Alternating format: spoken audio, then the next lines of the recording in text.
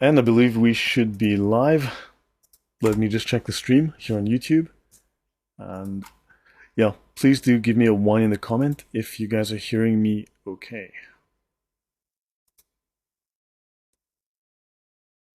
Yeah, so good evening, voted. Thank you very, very much. I'm so grateful. Thank you.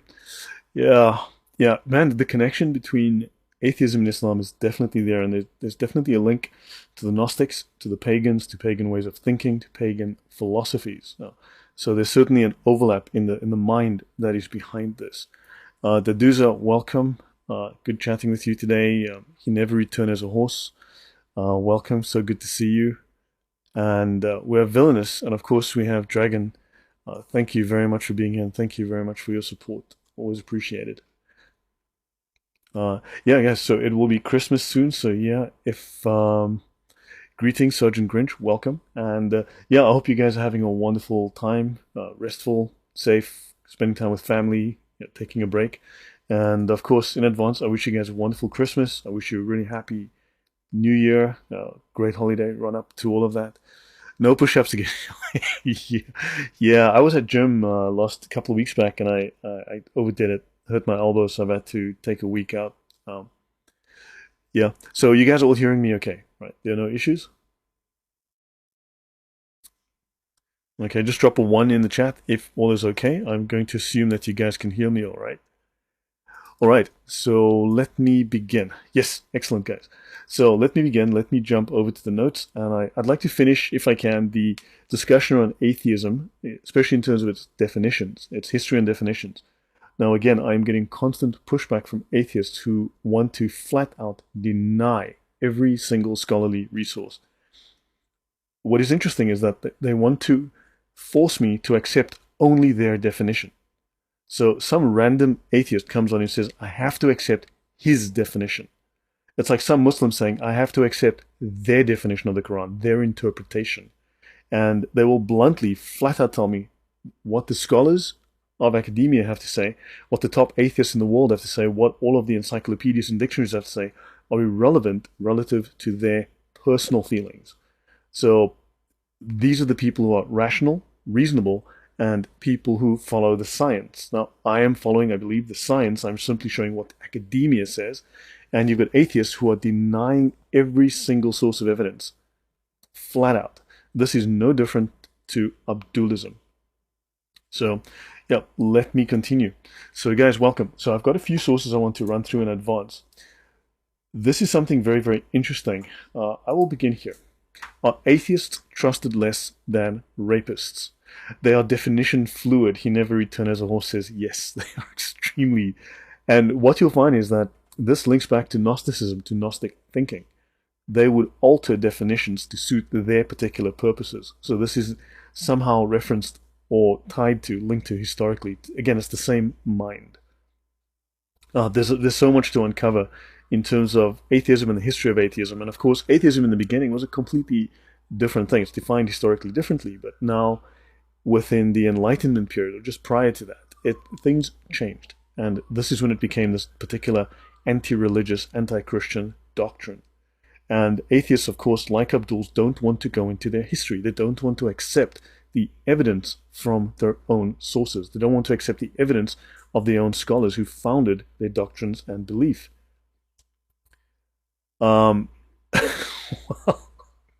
Yeah, hello, Mary Alex. And, well, there's a reason for this. Are atheists trusted less than rapists? And the answer is just barely, right? So notice here, distrust of atheists is well known, and this is actually an established fact, right? In terms of studies on this, atheists are not trusted, and for a long time have not been trusted. They're seen as a pernicious element within society, an untrustworthy element within society. So atheists are distrusted as much as, or possibly a bit more, than rapists. When presented with an apparently random person doing illegal and unethical things, few people were willing to identify the person as a Christian. More were willing to identify them as a Muslim, and the most were willing to identify them as a rapist or an atheist. So you can go to This is Learned Religions. It's by Austin Klein, and atheists trusted less than rapists. So it should be easy for you to find this. Now, This was published in the Journal of Personality and Social Psychology. Do you believe in atheists? Distrust is central to anti-atheist prejudice. Well, I also have a distrust of men in women's underwear desperately wanting 2- and 3-year-olds to be sitting on their lap while they read to them. I also have a distrust of rabidly gay men who want young children to watch them march naked in the street during pride parades. I think we have a reasonable doubt here in terms of some of these things. There's certain overlaps here as well. Now, they mentioned here that someone who found a wallet on the sidewalk. So you guys can read this at your own time. But notice the researchers were looking to compare how often people committed the conjunction error with 4 groups. Now they want to call this, Christian, Muslim, rapist, or atheist. But notice this guy who takes this wallet and doesn't report it, doesn't give it back. Right, yet distrust groomers. There are groomers. We know there are groomers. Teacher and rapist, 46%, but atheist, 48%. So understand there's a connection here with people distrust. They think atheists are dishonest. Now, understand within religious groupings, people have a certain ideology. They have a certain values, certain rules, commandments, or strictures that one can generally rely upon. One knows that they lean this way, they follow these ideals, so generally they will conform to a certain set of rules. With atheists, you have no idea. This creates social distrust because it creates social uncohesion, I guess, to coin a phrase. So you have no idea what they believe because they've rejected the views and the values of the reigning society. Now, of course, there's also lots of contradiction there because atheists will happily tell you, or many atheists will tell you, that society decides its morals. Well, society has decided to be religious, and of course, then they are the immoral ones by default. So they need to they made the bed, they need to lie in it. He never returned his horse says, I have a distrust of our president who, according to his daughter's diary, used to shower with her when she was 12 or thereabouts. I would have to agree with you. There's some questions there. And they do give less to charity, correct. Republicans, conservatives give far more to charity. How do you trust someone with no moral compass? Now, correct. Now, one can say that is based on the religious feeling, and therefore this is derived from that, that we have this. But then again, it's prevalent, it's rife in society that there's religious views. So, of course, therefore, we know what these religious views turn out in terms of the society they create, the culture they create. And atheists go against that. Okay, so that's this little article here. Then I'll jump over to this one. Global evidence of extreme intuitive moral prejudice against atheists. This is an article published 2017, and I'm going to go over to, so I'll jump over to my PDF to bring up this actual article, and this is here. Right, so this is global evidence of extreme intuitive moral prejudice against atheists, and this is Nature, right, the major scientific magazine or journal in the world, and this is Human Behavior. And this is a sample of, in 13 different countries, people in most of these countries viewed extreme moral violations as representative of atheists. I'll repeat that. People in most of these countries viewed extreme moral violations as representative of atheists. Now, of course, we can quite literally go into history, recent history, 20th century, and find extreme moral violations in atheist countries. There is no shortage of what we would consider moral violations in atheist countries. Notably, anti-atheist prejudice was even evident among atheist participants around the world. And the recent rise in secularism in Western countries has not overwritten intuitive anti-atheist prejudice. Entrenched moral suspicion of atheists suggests that religion's powerful influence on moral judgments persists even among non-believers in secular societies. Now, of course, one can accept that on the face of it. However, one can also say that if, according to the religious belief, we are in the imago Dei, right, as the Catholics would say, we are born in the image of God, or created in the image of God, made in the image of God. Therefore, these moral beliefs are part and parcel of our human existence, part and parcel of our inherent makeup, and thus they're going against that. I have never liked Ravi Zacharias. Ravi Zacharias. I watched him once in a talk, and he said some things I kind of thought were okay, and then there were things I thought he was waffling, and there were things he said that he just turned me right off. And anyway, so notice, speculation about whether morality depends on religious belief has a long history. The Chinese philosopher Mozi claimed that belief in ghosts was essential for moral restraint. Okay, fine and well. In Plato's Euthyphro, Socrates debated whether morality can even be properly defined without reference to divine preference, because then you have to have some kind of divine moral law as a standard, as opposed to personal human opinion. Now, of course, we're dealing with atheists providing personal human opinion, their opinion. How is their opinion greater than yours? Well, because they're scientific and you're a religious bigot. That's pretty much their definition. Dostoevsky famously questioned whether moral prohibitions could carry weight without belief in a deity. So this is not a question of today. This is a question that's been going on for centuries, right? For thousands of years. And Dostoevsky wrote many books about, and he wrote some very profound stories about how these lack of beliefs in God, because obviously he was in Russia, and he saw what the lack of belief, what godlessness brought to society. Marian Grand Bruheim, welcome. Katie Nagursky, thank you. Welcome very much. Good to see you all here. And so modern investigations reflect this perceived link between belief in God and morality, as recent small sample studies in North America suggest deep moral suspicion of individuals who do not believe in God. And of course, prejudice, okay, against atheists may persist even in secular cultures because we link belief to within-group cooperation. So now so what you create is people who go against the group, and therefore you cannot trust them. You don't know what they believe. So anti-atheist prejudice remains globally prevalent, even in secular societies and among atheists. Because atheists know what you are supposed to believe if you're a Christian. But what do atheists believe? Well, I mean, at the moment, men can fall pregnant. That's an atheist belief. That is definitely not a Baptist belief. Now, religious beliefs is intuitively viewed as a necessary safeguard against the temptation of grossly immoral conduct. What is your external crime and punishment? Exactly. Yes, blacklisted. So what is your standard? What overarching eternal standard do you have? Because according to atheists, they'll just say, well, the science has changed. Kitty diddling is bad today, but good tomorrow. It's bad here, but good there. Right? So really, because if society makes that decision, well, and they are trying to change society, so yeah, the might makes right. So this just leads to utter chaos. So atheists are broadly perceived as potentially morally depraved and dangerous. Viewed differently, people perceive belief in a God as a sufficient moral buffer to inhibit immoral behavior. Because if there is no God and there is no punishment, well, then what stops you? Okay, this goes back to what we discussed previously on Voltaire. Right? People want to claim he's a deist, but his own words, he says, there is no God. He's an atheist. But don't tell my servant lest he kill me at night. Because he realizes the concept of eternal punishment, of hell, is a restraint on people because they believe they are serving God, they're doing good, they're following an eternal moral law. And yeah, wanted to raise that. Now, of course, another atheist commented on my videos today, and they constantly want to blame the Catholic Church for framing atheism as immoral, for defining atheism as an attack on Christianity, for framing atheism as an attack on religion, as opposed to just having a lack of beliefs.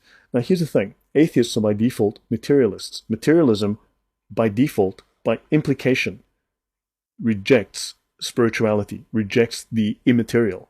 Now, of course, God is spirit. God is immaterial. So therefore, their frame of reference, their worldview, automatically rejects. It has considered and rejected the immaterial, the spiritual. So therefore, they cannot claim to have a lack of belief. They've already made up their mind on God. So this is merely just a bunch of sophistry, a bunch of lies. Now, feel free if you would want to point out to me where the atheist Bible states thou shalt not lie, because that does not exist, right? So yeah, hold on, best on the whole internet. Thank you very much, JTK's World. Clayton says, yep, and that is how they attempt to criticize certain people for wrongdoing when they know their Christian beliefs. That can't be done with atheists because they have no higher authority. Correct. So how do you criticize them, right? So yeah, that's so notice. So now they want to claim that the Catholic Church is responsible for putting a false label on atheists who are just, because it's religion of peace, because they're people of peace. They have no beliefs. You say because they have no beliefs, they're pure. They are untainted by any toxic sort of doctrine, of course. Now we're dealing with Baron de Holbach. This is a 1914 book. And let me just go to the top here so we can get the title. It's by Max Pearson Cushing on Baron de Holbach. And this book happens to be called Baron de Holbach, a study of 18th century radicalism in France. Because, as you know, atheists are not radicals. This is the most famous modern atheist. This is the guy who kicked off the whole modern atheist movement, popularized it, as it were.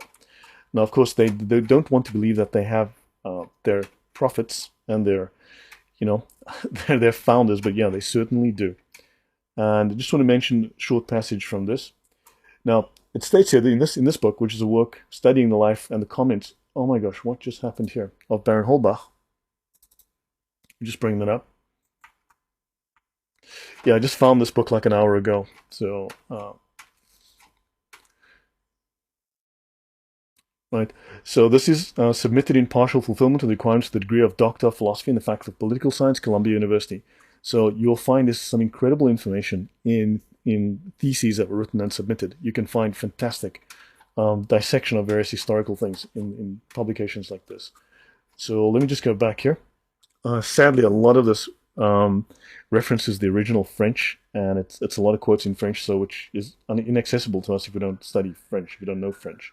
You can see this whole passages in French, long sections. But he says the following study proposes to deal with this attack on religion that preceded and helped to prepare the French Revolution. So, and this is by Baron de Holbach, right? This is the first atheist, the first famous modern atheist who laid the groundwork, right? This man was violently opposed to Christianity, violently opposed to Christian doctrine, to the Catholic Church, to all Christian doctrine and all churches, in fact. So, so he attacked Christianity. I've quoted him before in this show. He violently, I mean, in terms of his rhetoric at least, but also ultimately, he and Voltaire and others, with their comments, incited violence in the French Revolution. Remember, this was the first atheistic state, which was irrational, violent, murderous, genocidal. Similar phenomena are by no means rare in the annals of history. 18th century atheism, however, is of special interest, standing as it does at the end of a long period of theological and ecclesiastical disintegration and prophesying a reconstruction of society on a purely rational and naturalistic basis. Now, what is interesting is that atheists claim that only the five senses that we have, man is the measure of all things, that everything is materialistic. This idea of materialism in science, of materialistic science, of everything only being materialistic, goes back again to the 5th century BC, 6th century BC, especially to Epicurus, the Greek philosopher. So again, these atheists, these scientists who are proposing to us this scientific idea, are literally proposing Greek paganism as the epitome of modern day science, as the only view of the world, as if we haven't moved on a little bit in the last 4,500 years, right? It's now 2022.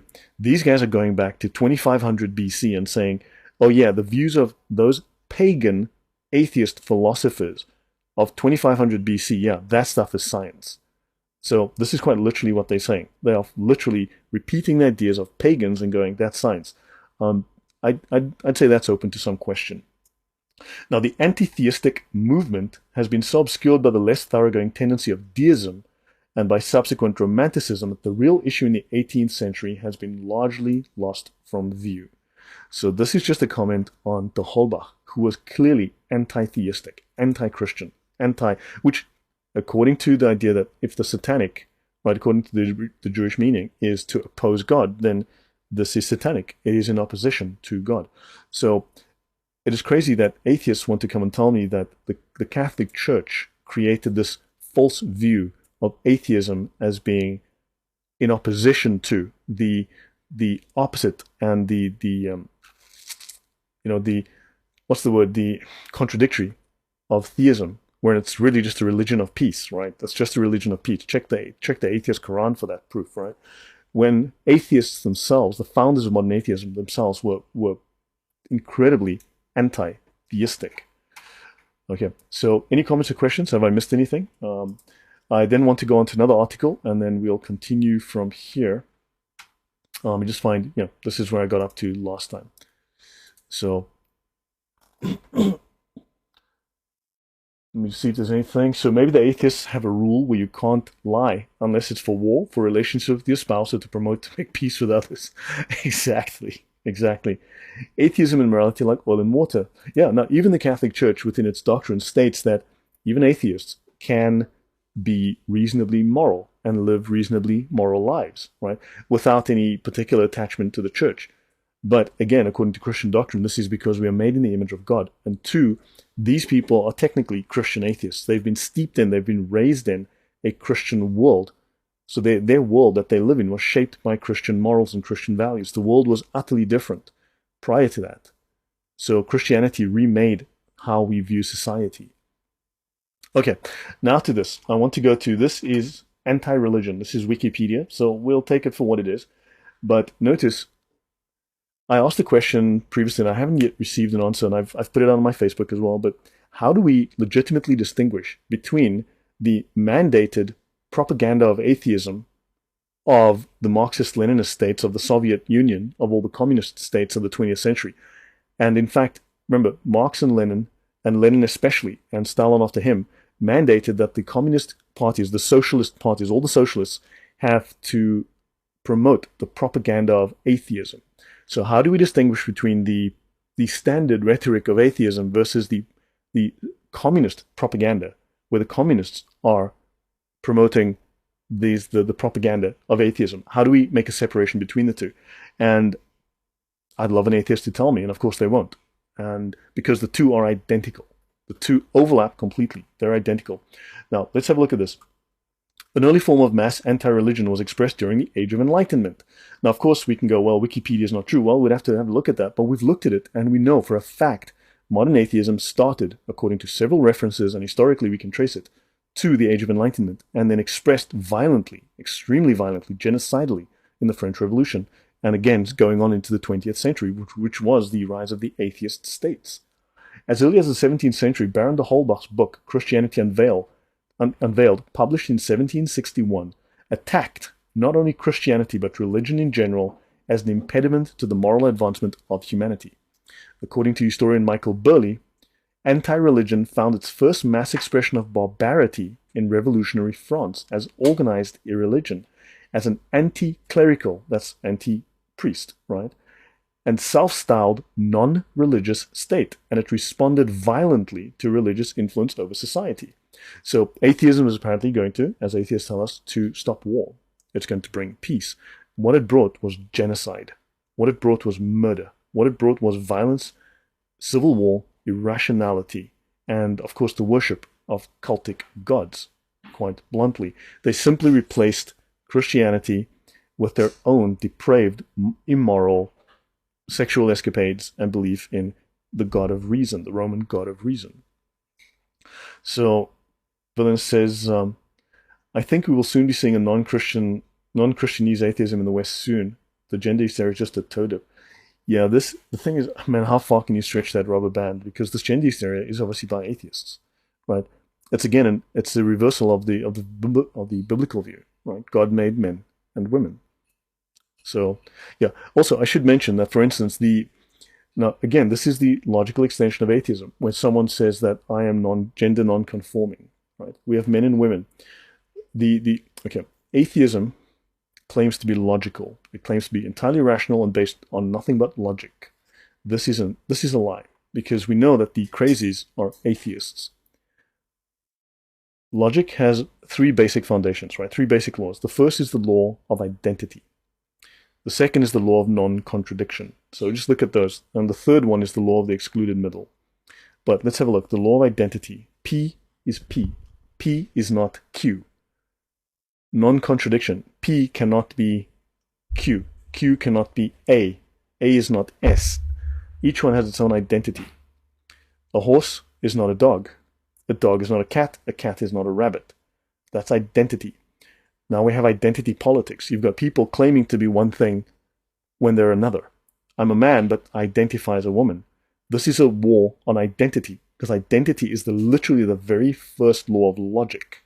So it is an attack on logic. Atheism has now, in its irrationality, launched an attack on logic, on the utter foundation of logic. This is the irrationality of atheism. Atheism must own this. Atheists need to own this. Now, let's continue. The Soviet Union adopted the political ideology of Marxism-Leninism, and by extension the policy of state atheism. Now, in the years of 1920 to 1950, apparently 15 million Christians were killed in the Soviet Union. Some Hi, I'm a warrior. What did you miss? Just go back to the beginning and simply play it at like 1.75 speed or something. I usually just play at 1.5 or 1.75 speed to catch up. So, from 1921 to 1950, some 15 million Christians were killed in the Soviet Union by atheists. By atheists, remember. And some say 20 million. So the numbers vary, but that's at least that number. Now, at least 106,300 Russian clergymen were executed between 1937, let me just run down here, between 1937 and 1941. The People's Republic of Albania had an objective for the eventual elimination of all religion in Albania, because it's going to bring peace, right? Because these are atheists, right? Yeah, just a mere misunderstanding. He never returned as a horse. Yes, just a slight misunderstanding. We just murdered those 15 million Christians and 100,000 plus priests because it was Tuesday and we didn't know what to do with ourselves. In Albania, they had an objective for the eventual elimination of all religion in Albania with the goal of creating an atheist nation, exactly like the French Revolution was supposed to do, which it declared in 1967. In 1976, Albania implemented a constitutional ban on religious activity and actively promoted atheism. The government nationalized most religious property and so on. Many clergy and theists were tried, tortured, and executed, exactly like what happened in the French Revolution, the world's first atheist state. Now, what is the distinction here between atheist practice in the French Revolution by the founders of modern atheism versus the atheist practices of the Soviets? What is the difference? How do we make a distinction? Can someone please detail that? Because obviously we must be able to say, well, the Soviet atheism was this, because you see, atheists today practice scientific atheism. It should also be noted that the Soviets also practiced scientific atheism. Marx was a scientific atheism. Lenin, Stalin were scientific atheists. Your modern atheist skeptic is a scientific atheist, but it's different science. It's different, I assure you. Now, clergy and theists were tried, tortured, and executed. All foreign Roman Catholic clergy were expelled, and Albania officially tried to eradicate religion. Authorities in the People's Republic of Romania aimed to move towards an atheistic society in which all religion would be considered as the ideology of the bourgeoisie. Again, that is a Marxist move. It's bourgeoisie, family is bourgeoisie, and the whole concept of family has to be abolished because it's a bourgeoisie concept. Religion is bourgeoisie. So now we do know that atheists, if you take guys like Richard Dawkins, who are very anti-religious, who don't believe that atheism is merely a lack of belief, Sham Harris, these are famous atheists. Are they doing atheism wrong? Are they not real atheists because they don't believe that? And then, of course, some atheists are going to come along. Well, I don't care what they do. I care what I do. Well, we don't care. You don't represent all atheism. You're one person. What about the rest of you? Right? Who is an authority? Where's the orthodoxy? What are we supposed to believe? If everyone just believes whatever is convenient for him at the time to save him from embarrassment from the facts, then yeah, you guys are just lying to me. So when atheism dumps the Christianese, what moral system will be left? Satanism. Villainous. Satanism will be left. So now they wanted to fight superstition and mysticism. Now we have all heard, for instance, I've heard, and I mean, she was a nice person. I was on her channel, but she is a humanist, and we'll be discussing the next series I will do will be humanism. Right? Next day I'll start on humanism, and humanism is an atheist sort of form of morality. It's a whole framework for morality, and humanism is specifically an atheist religion. It was started explicitly as a religion. It is a religion. Of course, I've heard Nuria say, well, I'm a humanist. I'm not religious. I believe in science. Well, humanism was started specifically and explicitly as a religion, ripped off from the Catholic Church, and simply stripping out the deity and then going, here is our new religion, our man-made religion. Quite literally a man-made religion. So, yeah, that's atheism, man-made religion. So they wanted to fight superstition and mysticism, and atheists happen to call religion the same thing. So do the communists. So how do we distinguish between communist propaganda and atheist propaganda? How do we distinguish between the scientific atheism of regular atheists and the scientific atheism of murderous communists? Can we make a distinction? Can someone give me a list of differences, please? And initiated an anti-religious campaign aimed at reducing the influence of religion in society. So there you go. So that's that. And then finally, on this one is from McGill University in Canada. Atheism is the disbelief in the existence of God. It is commonly defined as positive denial of theism, the assertion that deities do not exist, or the deliberate rejection of theism, the refusal to believe in the existence of deities. Now, I don't know, the Catholic Church didn't write this. I'm pretty sure the university is probably not a Catholic university. This doesn't seem to be. And they've got Baron de Holbach here, and he was one of the first self-described atheists. He did not believe in the existence of any deities, right? Now, what is interesting is that most atheistic philosophers define atheism as the simple absence of belief, thereby designating agnostics and people who have never heard of gods, such as unchurched or newborn children, as atheists. So this is like the Islamic belief that everyone is born a Muslim. Well, everyone's an atheist. Okay, so they want to expand their numbers. Greetings from the Netherlands, Thomas. Welcome. So, yeah, and then one or two small points here. In early ancient Greek, the adjective atheos, right, from God, meant godless. Now, of course, atheists like to promote the idea that it means without God, just a lack of belief, just this empty void. We've never thought about anything. Now, if you've never thought about pink elephants, right, that's great. But until you're exposed to it, then you have to make some kind of decision about it. So you can claim that a newborn child is an atheist because they've never thought about it. Maybe they can't think at that point, they're too young. But once they've been exposed to the idea, a thought has to form.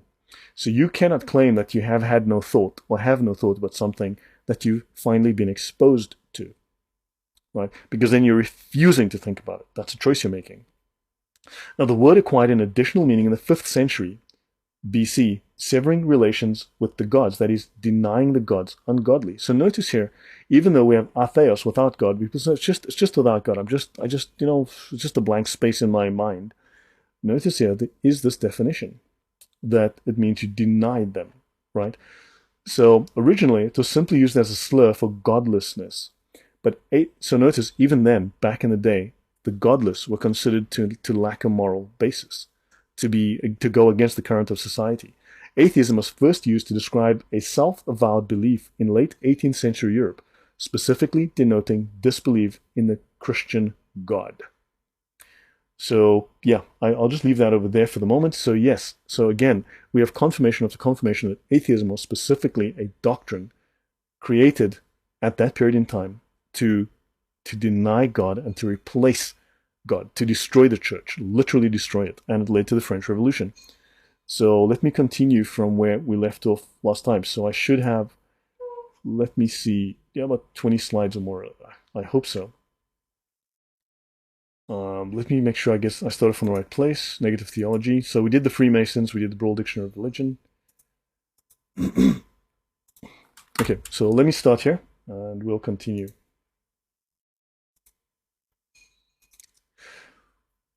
So, any comments or questions? Have I missed anything? Too many humanoids have had zero thoughts since birth. Yeah, since birth. Yeah, that is very much true, Sergeant Grange. Okay, so thanks for sitting with me through that. That was just the run up to this. So let's go back into the slides now. So hopefully I'll try to finish this today, but not guaranteed. I will continue next week. I guess it'll be a quiet week. I'll be here, so once I come back. And okay, so again, back to Baron de Holbach, the first modern atheist. Right? He inspired Dawkins and Marx. So he wrote in a book called Good Sense Without God, or Free Thoughts Opposed to Supernatural Ideas.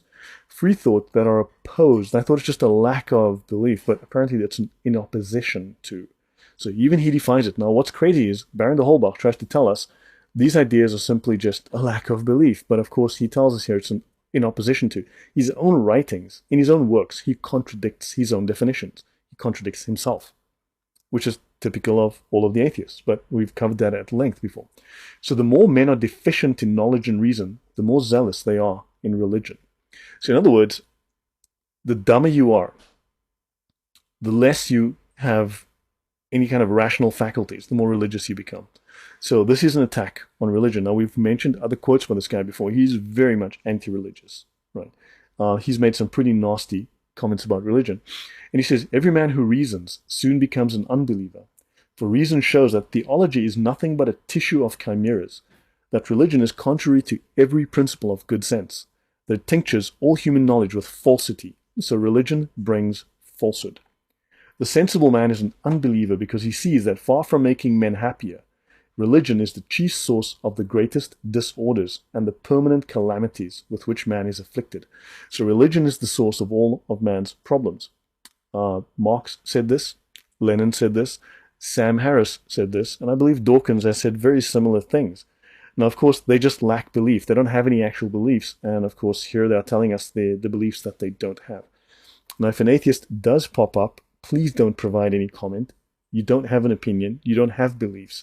You don't think anything, right? Because you've never thought about it. You have nothing to contribute because you don't have any thoughts on the subject, because you lack belief. You have not thought about it. You don't know anything about it. You understand. So don't say anything. I'll just mute you because that is your view. Nothing to say. So thank you, Adult Cole. Thank you very much. Yeah, welcome. So Frank Villardo, Lloyd, what do you think about the language located within the DNA helix? DNA is a logical sequence of sophisticated three-dimensional code. It is the operating system of all forms of life. So DNA is, I mean, yeah, this is not some question I was prepared for, but DNA, language did not exist prior to, language exists in a mind.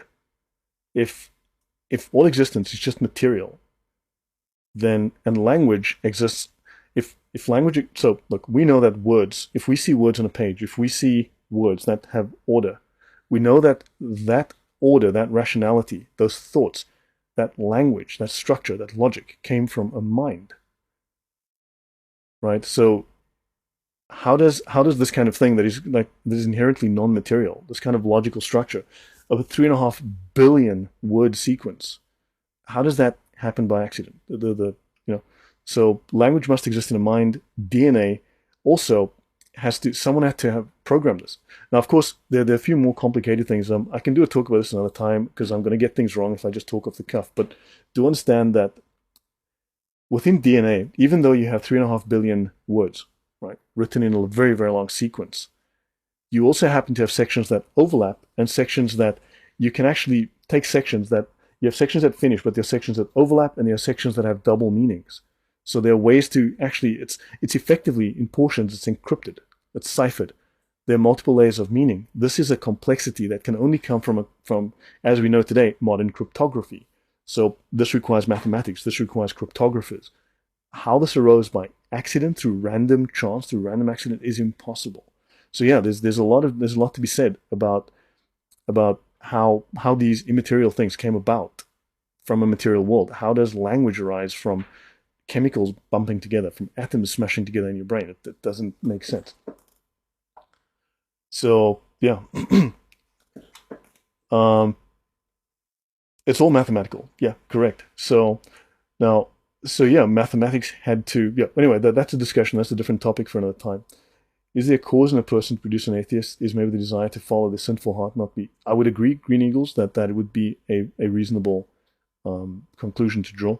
Also, many atheists apparently were abandoned, psychologically abandoned by their fathers. They didn't have a father to look after them, to protect them, to look up to, so they became self-reliant, self-sufficient. So apparently there's, in many of these famous atheists, there's this sort of psychological impetus that also one can tie to that. So yeah, so Frank, let's get back on topic here, right? So, okay, right. So now we know that Baron de Holbach has a very negative, we've mentioned multiple quotes from this guy. So, yeah, the language of God is mathematics, not Arabic, but the Muslims will argue with you. So, yeah, we know that Baron de Holbach hates Christianity, hates the Bible, hates the church, and he lacks belief, right? And he's, now, Marx and Lenin, Criticism of Religion, via Lenin, okay, Vladimir Ilyich Lenin, Religion, 1905, that's his book on religion. Atheism is a natural and inseparable part of Marxism, of the theory and practice of scientific socialism. Marx and Engels always called themselves materialists. Now that's fantastic. So modern atheists are also materialists. So how do you differ from Marx? As early as 1844, Marx coined the phrase, the criticism of religion is the beginning of all criticism. The criticism of religion leads to the doctrine according to which man is, for man, the supreme being. Doctrine, interesting, doctrine is what the church teaches. Doctrine, church doctrine, Catholic doctrine, Baptist doctrine, Anglican doctrine, you pick your church, right? Therefore, it reaches the categorical imperative of overthrowing all relationships in which man is a degraded, enslaved, abandoned, contemptible being. In other words, religion makes you a degraded, enslaved, abandoned, contemptible being. This is entirely in opposition to the view that man is made in the image of God. Therefore, we are worth everything. Therefore, we have value.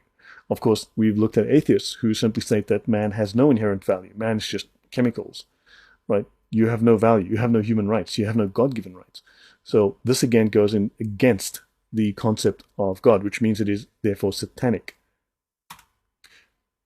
Religious misery is at once the expression of real misery and a protest against it. So religious misery is the expression of real misery. So if you are following a religion, you are allowing misery into your life. You are truly miserable. And you are also therefore angry at religion. So this is just propaganda. This is the propaganda of communist atheism, right? This is the propaganda of atheism by the communists. Does this differ in any substantial way from the propaganda of, I don't know, 21st century modern atheists? Can you show me a distinction where we can say, oh yeah, clearly this is the accurate, true, scientific view of regular atheists, and this is the false view of these commies? Because the difference is a little hard to tell what it is, right? Religion is the groan of the oppressed, the sentiment of a heartless world, and at the same time the spirit of a condition deprived of spirituality. It is the opium of the people. That's interesting. We always get told religion is the opium of the people without providing the rest of the quote. This is an attack on religion. Baron de Holbach was attacking religion. All of these enlightenment thinkers were attacking religion, right? You had Sartre, you had lots of these guys. We've spoken about Voltaire attacking religion. Now you've got Marx saying the very same thing. So how are they different? Now, the suppression of religion as the illusory happiness of the people is the premise of its real happiness. It is first and foremost the task of philosophy, operating in the service of history, to unmask self-alienation in its profane forms after the sacred form of human self-alienation has been discovered. So what alienates man from man and from himself? Well, religion. So this has to be removed. This has to be stripped out of society. And thus, criticism of heaven is transformed into criticism of the earth. Criticism of religion into criticism of law, and criticism of theology into criticism of politics. This is Marx, Introduction to the Critique of the Hegelian Philosophy of Public Law. Now, of course, we've mentioned a couple of slides ago, previous show, that Hegel believed that if the facts contradicted his theory, the facts had to go. So he said, right, when the facts contradict his theory, umso schlimmer die Fakten, right? So much worse for the facts. So Hegel, who influenced Marx, who created the idea of the dialectic, as discussed in the previous show, their belief is that when the facts go against my theory, the facts have to go. So Marx denounced his own philosophy of dialectical limits when he was older. Marxism reduces all people to the level of inhumane. If you move against the beliefs of the state, then you are evil. I don't think he denounced anything. The man was satanic. He wrote satanic poetry. He wrote a satanic play. The man would recite satanic mantras. The guy was insane. So yeah, let's continue. Charles Darwin. So now we're going to talk a little bit about Charles Darwin. I've never been an atheist in the sense of denying the existence of a God. He may have said that, but in practice, remember, Voltaire was a deist, but Voltaire's own words, he was very much an atheist in his own words. You look at someone like Carl Sagan, who claimed to be an agnostic. When you read books about him by by people close to him, or read quotes and interviews from people close to him, they state the man was pretty much an atheist, right? He had very negative views on religion. So in public, he might have said he was an agnostic, but in practice, he was very much an atheist. Maybe he was demonized. Now, to be quite honest, his father, numerous people around him, numerous people who knew Marx, believed that he was demon-possessed. Even Engels said that when you looked in his eyes, you saw 10,000 demons. This is odd for people who are atheists, who are talking in this language, but his father was religious, and of course Marx was originally religious, but Bruno Bauer turned him into this rabid atheist. But, I mean, he had very strong satanic imagery in his writings. Now, this is Charles Darwin's letter to Reverend J. Fordyce, July 7th, 1879. But don't forget, being an atheist was considered a slur, right? It was a pejorative, so they wouldn't necessarily admit to it, even if they were one. So facts need to go. Sounds like the use of science to prove evolution, selective of any results that prove your pre-existing conclusion. Correct. Very much so. This was Hegel's philosophy, and this is the philosophy that unfortunately underpins a lot of the atheist scholars, the atheist philosophers, the atheist prophets. Okay, so yeah, Darwin said a lot of dumb things. In fact, there was a fantastic thing. He mentioned a bear can turn into a whale. And he had that in I think the 1879 edition of his book. And he removed it in the 1880 edition because he realized he couldn't prove that. He realized there was no way he could actually prove that. So he had to strip that idea of a bear turning into a whale from his book, right? Um, yeah. So Darwin had little use for established religions. He thought that they were authoritarian and discriminated against those who did not accept them. He was never an outright atheist, however. Okay, fine. Well, let's just take that on board. Let's just take it at face value for now. His statements on religion by Barlow in 1958 suggest that he was a deist. Well, so was Voltaire, but Voltaire was an atheist. They lie about Voltaire. Like many cultured Englishmen of his time, Wilson, 2002, and the American Founding Fathers, okay? So he was a deist like many cultured Englishmen of his time, so according to these historians, right? And the American Founding Fathers. Well, the thing is they lie about the Founding Fathers. The Founding Fathers were mostly religious. Christians, quite bluntly. That's a story for another time. That's a set of slides I have to finish up, but I've spoken about that in the last month or so. He accepted the presence of some kind of creator, but avoided the words Christ, Savior, or Redeemer. Okay, maybe he believed that Satan made the war. Who knows? Maybe he meant that Cthulhu did it. Who knows? Right?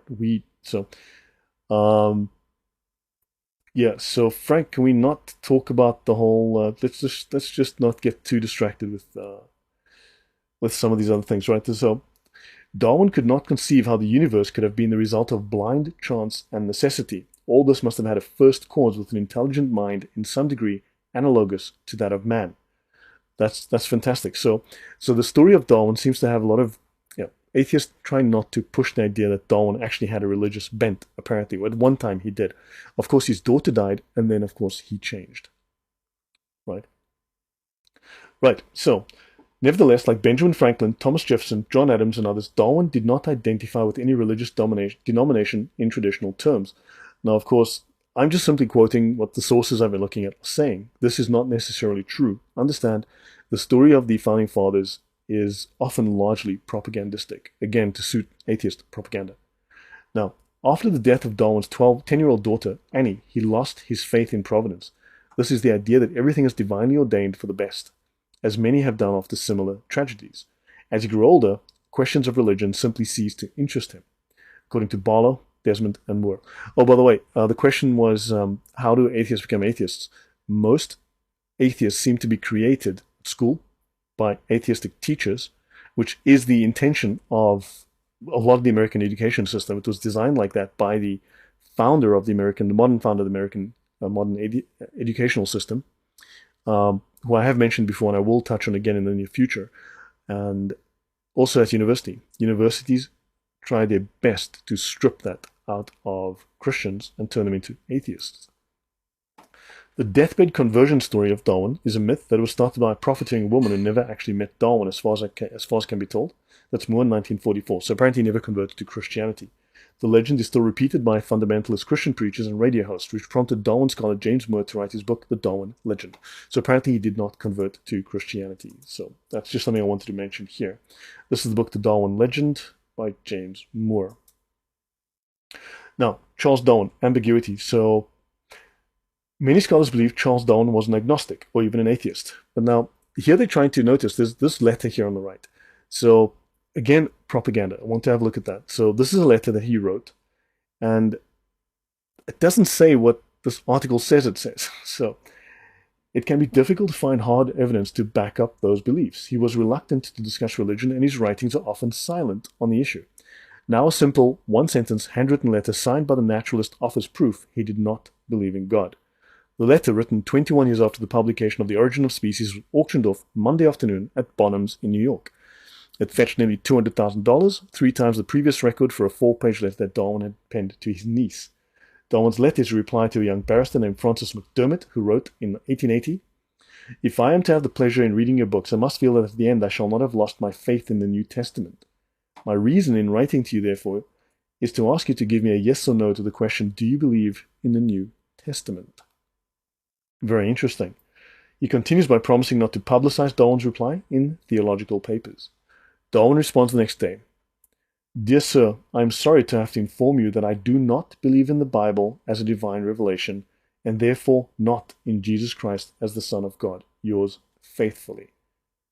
And he kept his word of not publishing this letter, and the letter was unknown to scholars for over 100 years.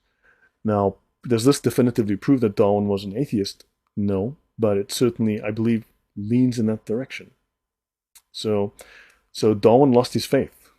and he does not believe in the Bible. He doesn't believe in Jesus. So does it make him a deist? Well, those are questions that we need to ask. But Darwin inspired Marx. Darwin inspired Hitler. Darwin inspired, even before Hitler, he inspired the Germans well prior. Even in the late 1800s, he inspired genocides by the Germans, by the fathers of the people that became the Nazis. I know someone who had a family member die and became an atheist. He said he did not believe in God, but clearly believed in a God he could hate and blame. Of course, that much is true. Atheists are often very angry at God. So the meaning of the death of God. There are several kinds of atheism according to the Baker Encyclopedia of Christian Apologetics. The traditional atheist believes that there is not now, nor ever was, a God.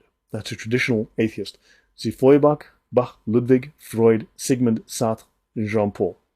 Right, certain philosophers that have a traditional atheism, there's no, nor ever was a God. Darwin lost his young daughter. Yeah.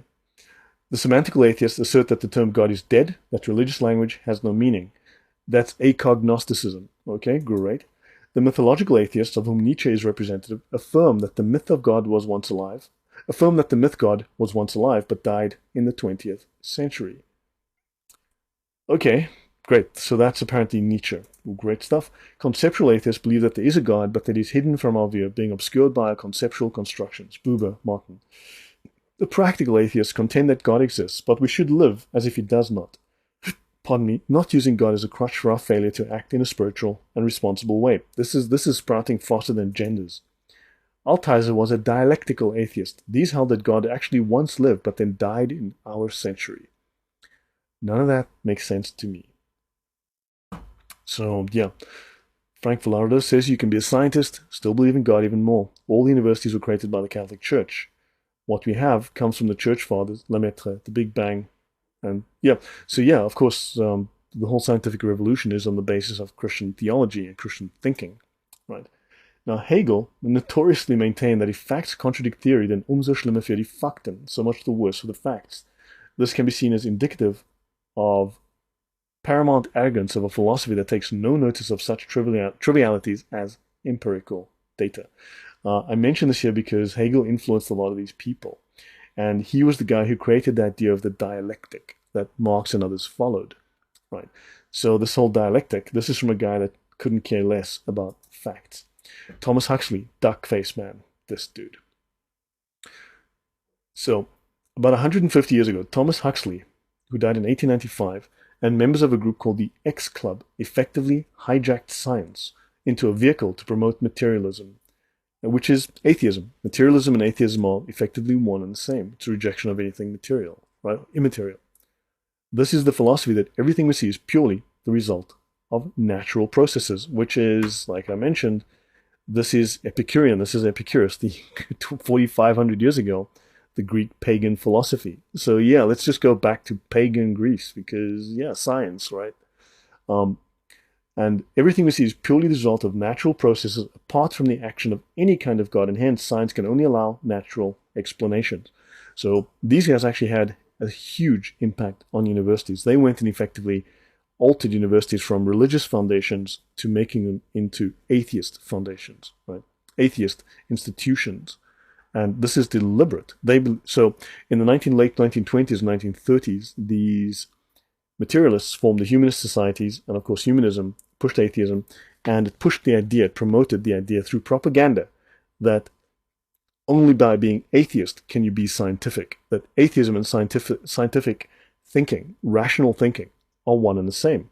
Now, of course, this is exactly the same the Soviets did, because they did scientific atheism, and you can only be scientific if you were atheist. If you were Christian, you were irrational. You believed in myths and superstitions. That's what atheists tell us today. Again, how does this differ from communist propaganda? It does not. It's one and the same. Thing is, hating God does not bring someone back from the dead. The hope of Christianity is the resurrection of the dead for those who are saved. Yeah. And Clate says, and he's the one that wrote that he didn't believe in the New Testament. It seems unlikely he'd abandon the Bible God for something else. He had no promise for him, or his daughter that passed away so young. Yeah, it's a question around, but the thing is, Marx Marx has blood on his hands. Marx has a lot of blood on his hands. Not Marx, Darwin. Darwin inspired Marx. Darwin inspired the Nazis. Darwin inspired genocides well prior to the Nazis. Darwin went off the rails. So everything he did enabled atheist genocides. He simply reduced man to just an animal. He reduced man to just matter. He removed God from the equation. He provided for the atheists a creation myth without God. Of course, he spoke of the origin of species. His book is not called The Origin of Life. So, but atheists will happily tell you Darwin proved how life began. This is absolutely false, but they will still tell you this whole day, every day.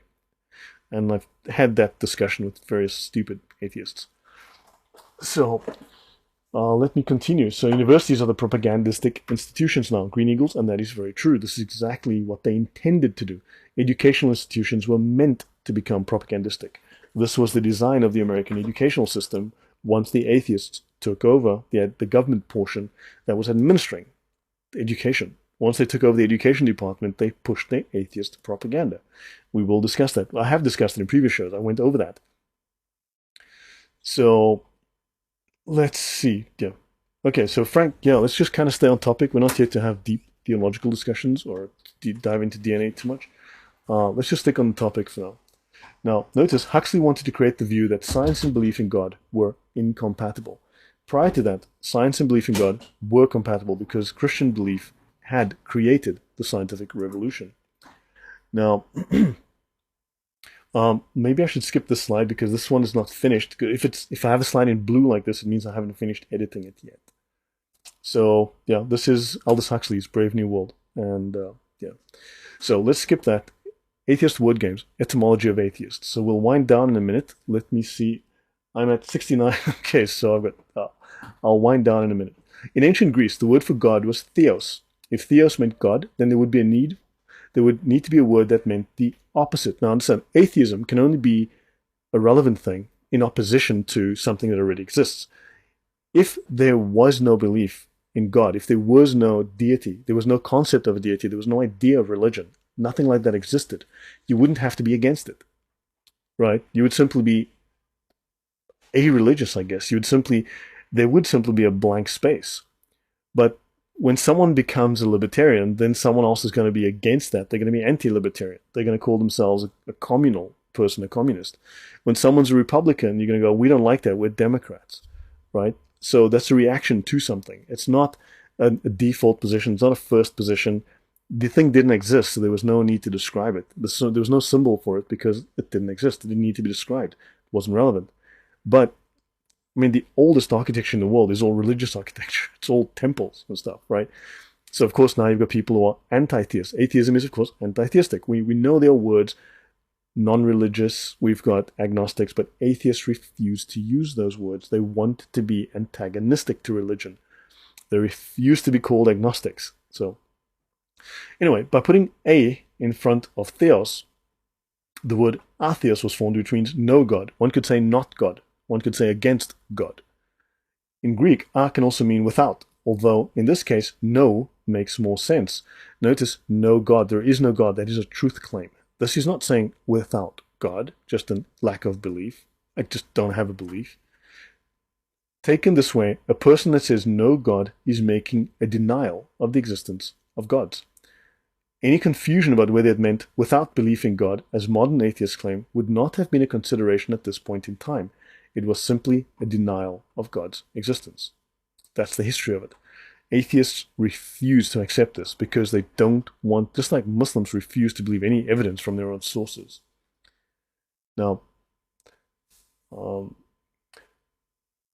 these two words, theos and atheos, are the root words from where we get theism and atheism. Ism means Greek, ismos, original suffix of action or of state, forming nouns from verbs. Its usage today is a doctrine, a theory, a system. That's in Webster's, and I've gone through this various definitions like this before, but this one's relevant because it tells us theism is a system, a doctrine, a theory, a set of beliefs, a practice. Atheism doesn't somehow not have this apply to it. It is also an ism, therefore it is also a practice, a doctrine, a set of beliefs. So again, atheists are just lying through their teeth, denying every and all sources. Okay? At the time theos came into existence, there was no formal doctrine of God, so theism developed sometime later, most likely during the French Enlightenment. This is when the modern form of atheism came into existence. This tracing of the development of a word is also part of etymology. Once more formal doctrines came into being, then the word theism was created. Theos, God, ism, belief or doctrine. Thus, the modern use of the word theism, belief in God. The literal Greek root for theism is theos, atheos, that in modern usage means no or without belief in God. But just like the word theos, God is the root, literal meaning of theism, right? So to atheos, no God is the root word for atheism. That's why when you look in a dictionary or encyclopedia under the word atheism, they'll list the Greek literal meaning as a denial of God. It is not just a lack of belief. It's a denial. It's an active denial. You've come to the conclusion. So atheists are just lying to us. What book is he holding? That's the question, Green Eagles. What book was he pointing at in the photo? I have no idea. That's a good question. I have no idea. It doesn't show. Right. And finally, etymology. So we'll wrap up in a moment. I'm on slide 71 of 81. Yeah, I just answered that, Green Eagles. So let's see. The following are the definitions offered by the two dictionaries of etymology. The word is followed by the accepted literal meaning from the Greek root word. We have the Oxford Dictionary of English Etymology. Atheism, atheos, denying God. Denying, not I just lack belief, I have a blank hole in my head. I deny God. That's the Oxford Dictionary of English Etymology, 1966, and the Etymological Dictionary of the English Language. Atheism, all are coined words from the Greek atheos, denying the gods. Again, an active denial, an active belief. A word introduced into the Latin by Cicero in the form atheos, a negative. So, not a lack of, this is a negation, the contradictory. Prefix, and theos, a god, so not a god. This is the opposite. This is not a god, right? And that's the Etymological Dictionary of English Language, 1958. And let's have a final look. I'll end here. Disbelief defined. Current dictionaries, encyclopedias, and philosophical sources follow the literal meaning when giving the standard usage of the word. Since many of the following definitions use the word disbelief, we need to have a correct definition of that word as well. So, disbelief in God, right? Disbelief, the refusal to believe that something is true. That is an active refusal. It is a verb. It is not just a lack of belief. It is not a psychological state. This is an active term. And disbelief, refusal or reluctance to believe, I won't. This is the American Heritage Dictionary of English, 1996. And that was the Cambridge International Dictionary of English, 1995. So guys, I'll wrap up here. Any comments or questions from you guys? Okay. I'll finish on this slide. Why not? Norman L. Geisler, the Bacon Encyclopedia of Christian Apologetics. So, while polytheism dominated much of ancient Greek thought, and theism dominated medieval Christian view, atheism had its day in the modern world. Of course, not all who lack faith in a divine being wish to be called atheist. Some prefer the positive ascription of humanist. See humanism, secular. We'll be discussing that next year. In January, I'll be talking about those guys. Others are perhaps best described as materialists. So they're all the same. Marx, Dawkins, Harris are all materialists, right? Neil deGrasse Tyson, materialist. Now, he claims to be agnostic, but he's a materialist, which means he's atheist. Because if you're a materialist, you accept that there is nothing immaterial, therefore there can be no spirit, therefore there is no God. Understand the logic here. But all are non-theists, and most are anti-theistic. Some prefer the more neutral term atheists. In distinction from atheist, who believes God exists beyond, in distinction from a theist who believes God exists beyond and in the world, and a pantheist who believes God is the world, an atheist believes there is no God, either beyond or in the world. There's only a universe, a cosmos, and nothing more. So I'll end here just to repeat the point I've made. These people are all materialists. They claim to be agnostics, but they claim to be materialists. If they're materialists, they deny anything beyond the material. They deny spirit, they deny the immaterial, they deny God. Because God is not material. God is not, the earth. God is not matter. God is immaterial. So this is a contradiction. So this is simply word games that they play, and it's all a lie. So guys, why did the atheists let the atheists hijack the universities? Because they have a proselytizing religion which is antithetical, directly antithetical, antagonistic to Christian doctrine. They believe they can do better. They can create their own religion. They say Christianity is a man-made religion, but they themselves are a man-made religion. So yeah, it's funded by the government that theists didn't own them. Yeah.